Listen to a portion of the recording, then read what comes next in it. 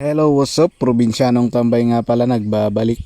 At dahil nga sa sobrang hirap ng buhay na pag-isip-isip ko na pumunta dito sa bundok. Kasi nga dito sa bundok medyo mas mahangin dito.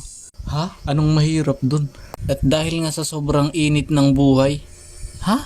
At dahil nga sa sobrang init ng panahon, yun na nga at napag-isip-isip kong pumunta dito sa bundok at dito na lang magpahangin at maglakad-lakad sa kung saan-saan. So bali dito nga pala ay papunta ako sa isang puno ng mangga kasi nga nakita ko at mababa ang mga bunga, kaya naman napag-isip-isip ko na pumunta at kumain ng mangga. At dito nga ay napadaan ako sa isang maliit na fish pan at yun na nga parang masarap maglangoy pero ayaw ko pumunta syempre. At dito nga ay nagpatuloy ako ang ingay pa ng aso.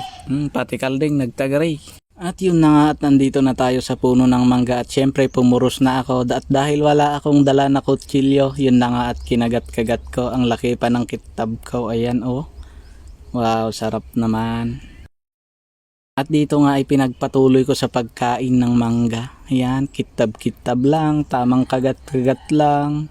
At kung mapapansin nyo kasla aksunggo nga mangandita. At dahil nga hinog yung napuros ko, yun na nga at itinapon ko na at naghanap ulit ako kasi nga mas gusto ko yung hindi hinog, yung katamtaman lang ba. At yan na nga at pinuros ko na yung isa na naman. At dahil nga wala akong kutsilyo, kaya naman kitab-kitab lang, tamang kagat-kagat lang kasi lasunggo nga mangmangan.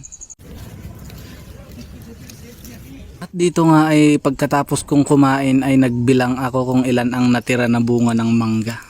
At pagkatapos ko nga magbilang ng bunga ng mangga, dito nga ay pinagpatuloy ko sa paglalakbay. At dito nga ay napunta ako sa ampalaya.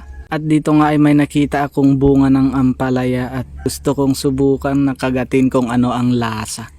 At dito nga ay kinagat ko nga ay mapait pala. Kaya naman itinupra ko na.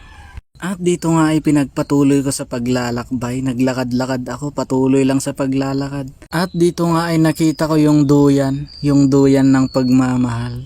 Di wow. At dito nga ay hindi na ako nagtatlong isip at wala nang isip-isip at yun na nga pumunta na ako para magduyan.